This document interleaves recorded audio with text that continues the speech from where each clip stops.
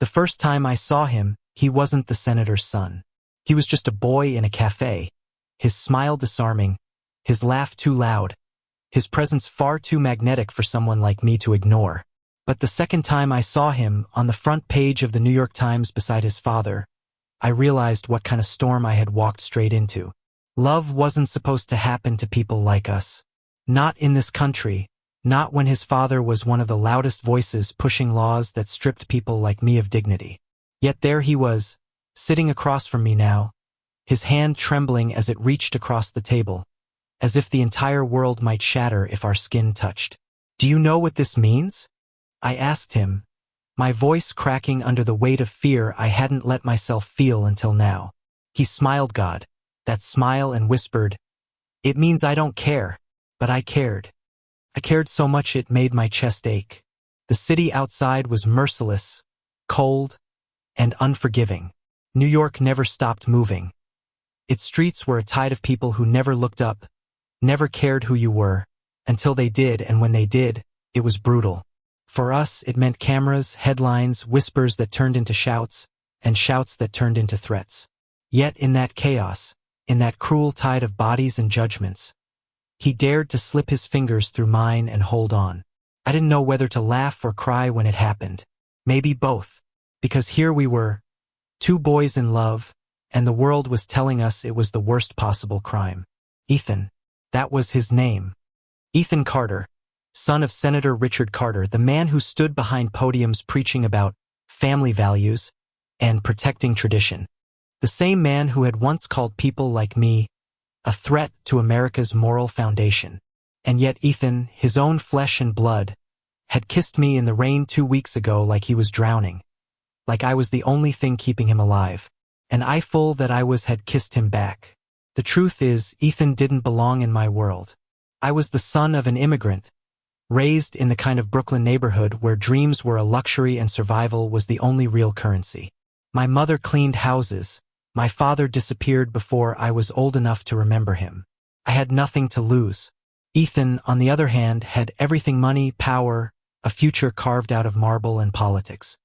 But he also had chains, heavy ones, forged by the expectations of his family and the eyes of the nation. We should have ended it before it began. We should have walked away that first night when the rain blurred the world around us, when our lips collided with the kind of desperation only two lonely souls could know. But we didn't, because for all his privilege and my lack of it, for all the laws and speeches and dangers waiting for us, something in Ethan's gaze told me that he wasn't just falling, had already fallen. And so had I. The first time we walked together down Fifth Avenue, it felt like trespassing on sacred ground. His security detail wasn't with him that night. He'd slipped away from the suffocating orbit of his father's mansion just to see me. The city lights burned bright, the air thick with the scent of roasted chestnuts and wet asphalt. Every step was a risk. "You're nervous," he murmured. "Of course I'm nervous," I snapped. "Your face is on TV every night, Ethan. If someone sees us, let them see."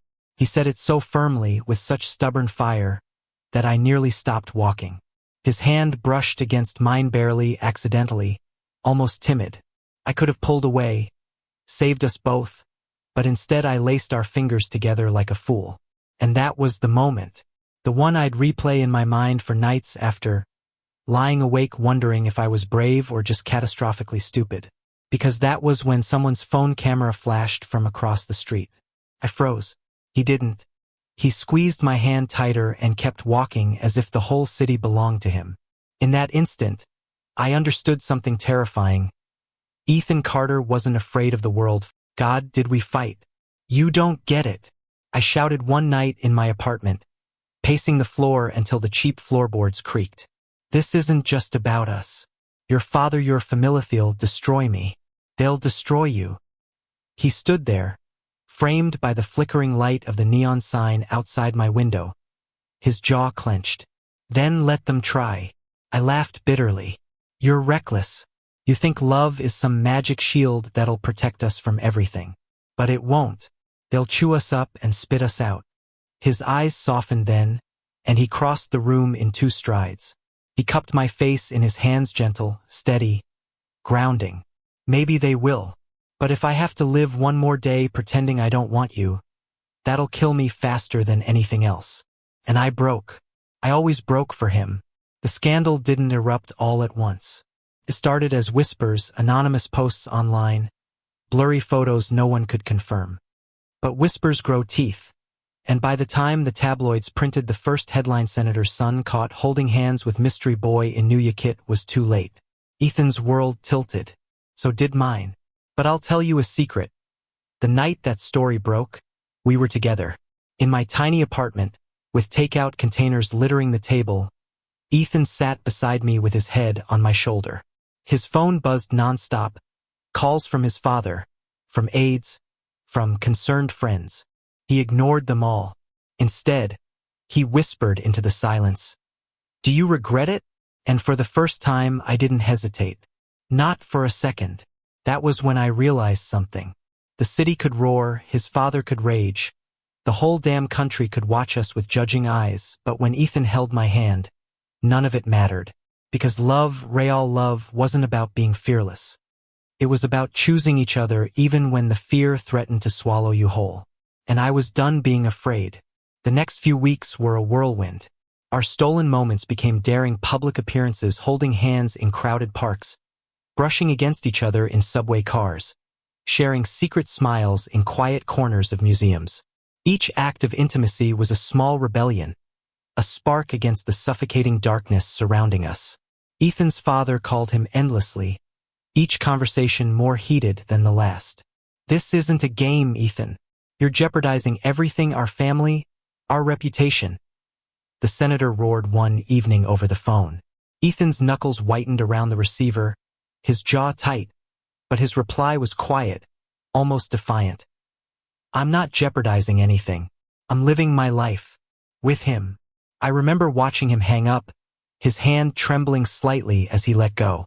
I didn't say anything, just wrapped my arms around him. That was the first time I realized he needed me as much as I needed him, not just for love, but for courage. We faced judgment in every form. Stares on the streets, whispers in cafes, headlines that screamed scandal. But somehow, the world's noise became background music to our own story. Every challenge, every insult, every threat only pulled us closer. One night, during a dinner at a rooftop restaurant overlooking Manhattan, Ethan turned to me, eyes reflecting the shimmering city lights. "Do you ever think about leaving? Running away from all this?" I laughed softly, a sound meant to hide my fear. "And go where? The world doesn't care about us anywhere. It only cares about you." He reached across the table, taking my hand in his, thumb brushing over my knuckles. "Then we'll care for each other. That's enough." And for the first time, I believed it. The media frenzy reached a peak when a national talk show contacted him for an interview. Ethan debated for hours with the host, questions loaded with assumptions, traps designed to humiliate him. Yet he emerged calm, articulate, unflinching.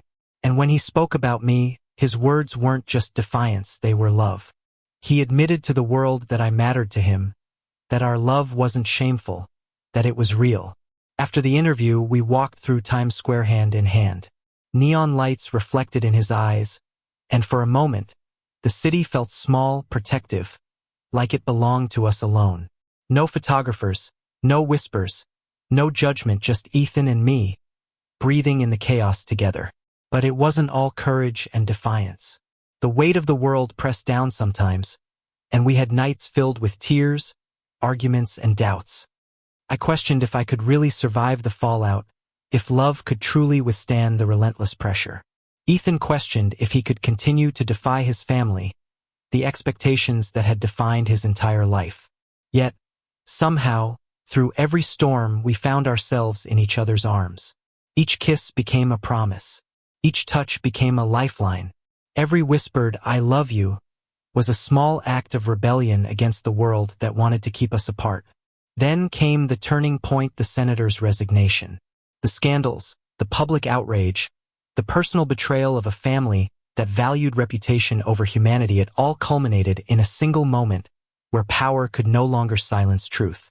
Ethan's father stepped down, and with him, The walls that had kept us caged began to crumble. We didn't celebrate with champagne or parties. We celebrated quietly, in the corner of a small diner, sharing a slice of cherry pie and laughing over nothing. Our hands intertwined across the table, fingers laced as naturally as breathing. No one could touch this. No one could claim it. Spring arrived in New York, soft and golden.